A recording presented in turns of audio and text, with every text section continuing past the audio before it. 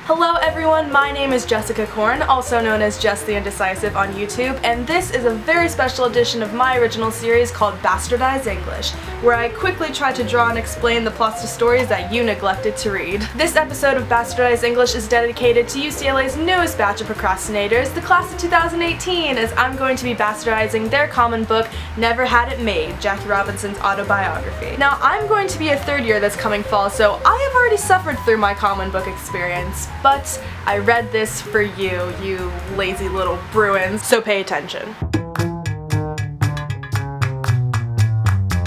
Like a true Bruin, Jackie Robinson was born in 1919. His dad left when he was little, and his mom moved their family from the South to California, and they were very poor. Throughout his childhood, he admired his mother's tenacity and ability to raise all 5 of her kids on her own, and Jackie always wanted to one day return the favor and take care of her. They ran into lots of racism from neighbors who actually tried to kick them out of the neighborhood, and spoiler alert, there is a lot of racism in this book. Sports were always his thing, and it got him attention from colleges. He ended up going to UCLA, woo, and became our first 4 letterman, which, if you don't know what that is and had to look it up like me, means that he was very successful in 4 different sports. Whilst he was there, he met his future wife Rachel through a mutual friend. He ended up leaving UCLA after 2 years because he didn't think in actuality it would help him get a job because he was black, and ended up joining the army, where once again he was faced with a lot of racism, even though he was a 2nd lieutenant. After the war, he ran into someone who played for the Monarchs who told him there was good money in black baseball, and since he was looking for a post-war job, he joined, but he didn't have high hopes for a successful future with this. Boy, was he wrong! Branch Rickey, who's like the manager or something, had the idea to integrate Major League Baseball and is recommended to hire Jackie Robinson. So they ask him to join, but they warn him how tough it's going to be for him and how much he's going to have to put up with and all the racism and all that stuff, but Jackie thinks that he can handle it. Jackie and Rachel get married, and on the way to his first training session, they get kicked off of the plane twice for being black, and then when they decided to take a bus, they got put in the back, and then to add to this lovely segregation, when he finally got to Florida, all of the white team members got to stay in a hotel and he had to stay with a black political leader, and then had to get moved again because of a threat of racial tension.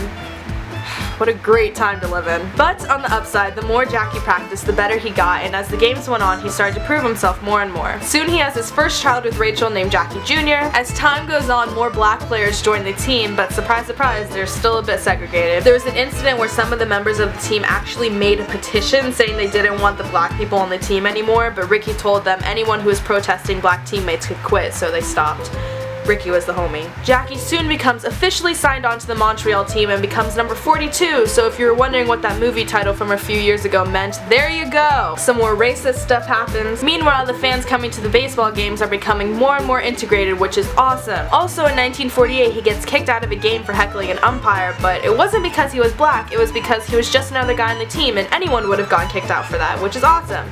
I mean, kind of. He did get kicked out of the game, which still sucks, but it's the principle of the thing, you know? At this point in his career, he had proven himself enough that he had quote-unquote made it, so Rickey told him he didn't have to hold back his feelings anymore like he used to, and he could be himself and talk back when people were unbelievably rude. He talks a lot here about what it means for a black person to have made it and what the implications of that are, but I don't have time to go into all of that. 1949 was basically just a super great year for him. Racial tension in the team was practically gone, he was named MVP, and he signed a contract for 1950 for $35,000, which was a lot back then and is a lot to me now as a broke college student. He and Rachel have a daughter named Sharon. In 1950, he has a movie made about him. Branch Rickey leaves the Dodgers to take over the Pittsburgh Pirates, and this guy named Walter O'Malley takes over, who is like super anti-Rickey and hated Jackie. Sports writers were still being racist and would write whatever they wanted to make Jackie look like the bad guy, and they wouldn't fact check and made lame excuses about why they couldn't change their story. They wouldn't be hired by the Daily Bruin nowadays.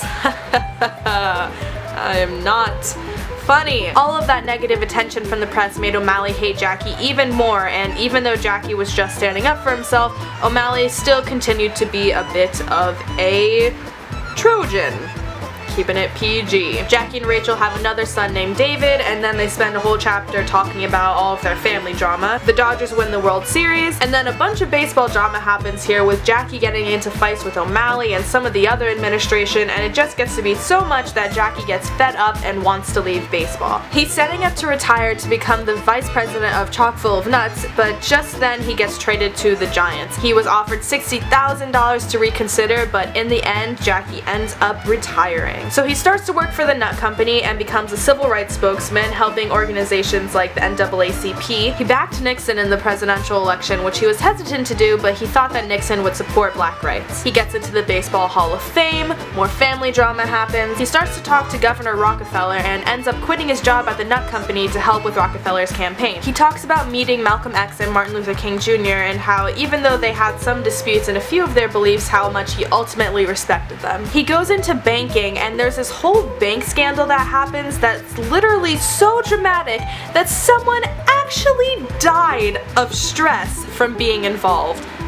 Can you imagine? Anyway, he moves on up in the Rockefeller campaign and becomes a member of the executive chamber, but ends up quitting because Rockefeller decides not to run for president. Jackie Jr., who in the previously mentioned family drama had gone through a bit of an identity crisis, had joined the army, and when he comes back from service, the family finds out that he was doing drugs. Oh no! He gets arrested for possession and they send him to rehab, where thankfully a year later he gets clean and stays on at the center to help other people get clean, and he actually really enjoyed the work that he did for once. Yay for people turning their lives around! Nixon gets elected, which upsets Jackie because even though he used to support him, he ended up not supporting him later on. I don't know. But this whole chapter is basically Nixon and Jackie sending letters back and forth to each other about what the president should do to help black people. Unfortunately, in 1971, Jackie Jr. was killed in a car accident. He had been 3 years sober, and everyone who was affected by his death reached out to the Robinson family and proved to them how far Jackie Jr. had come in his life before his untimely death. Branch Rickey also passes away in 1965, and Jackie reminisces about how close the two had gotten and how much he admired him. And finally, Jackie Robinson's mother passes away in 1968, but through all of his hard work and determination, he had been able to provide her with a good home like he had always wanted to do. In the epilogue, he talks about how he never had it made because there are still so many people struggling in the world that he doesn't think he can say he's had it made just because he's won some trophies and awards. And that's the end. And there you have it, Never Had It Made has been bastardized. Like this video if you liked it, and if you didn't, read the book next time. Click here to check out more from Daily Bruin Video, and if you'd like to see more videos from me, you can click here to check out my channel, Just the Indecisive. And make sure to check out Mojo at Daily Bruin, especially if you're an incoming freshman, because we have a ton of cool stuff heading your way. Plus, it's like a super great icebreaker for making new friends, because you could be like, hey, have you heard of Mojo? It's like the coolest part of the Daily Bruin, and there's this super cute chick on there who made this really cool video that you should check out. Boom! Friendship! Subscribe for more life advice. I'm basically a lifestyle guru. Just kidding, I have no idea what I'm doing with my life. Thanks for watching!